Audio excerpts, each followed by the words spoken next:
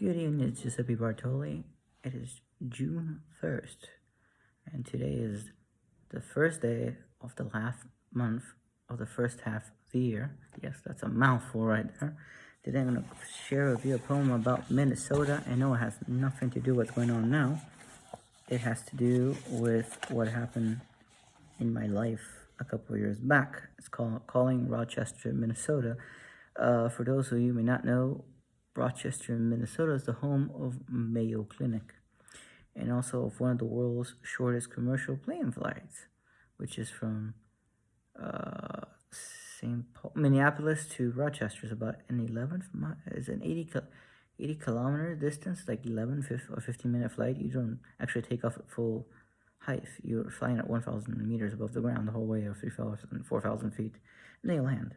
It's quicker to take a bus than actually wait for the connection. But anyway, I do think what's happening in the States is horrible, but there's a reason I left the States. It's a place that's falling apart, as it seems.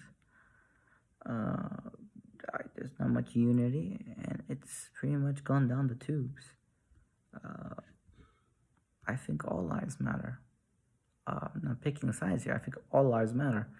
I think everybody deserves respect and love and admiration and consideration and care, and I think we're just losing the plot here now. It's sad to see what the States has become, which is a symbol of hatred, bigotry, intolerance, prejudice, and all those things, and greed, and manipulation, and deceitfulness, and expenditure, and intrusiveness, all which come with big government. I am sure this was a far cry from what the founding fathers fought, though let's be honest, let's not go to the founding fathers. Slave owners who thought everybody was equal. There we go again with the whole problem. We were founded on a lie, and we need to say sorry for that lie, because you can't found the country in a lie. It doesn't work out too well. It comes out and catches you, and 200-something odd years later, it's just falling out the seams, apart the seams. It's just so sad for a country that once led the world, was a beacon of hope and a beacon of a better life. The American dream. A roof over your head, a car and a drive, and a job to go to. But then it became about having every last little gadget and playing every last little game and being greedy. We've lost touch of life.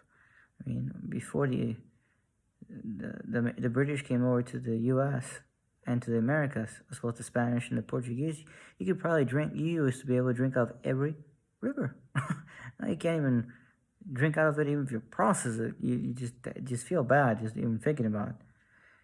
I think we need to learn to open our hearts and be better with each other, regardless of color, race, religion, political views, and stop making this like a seesaw game of left and right, Republican, Democrat. That's what's wrong in the U.S.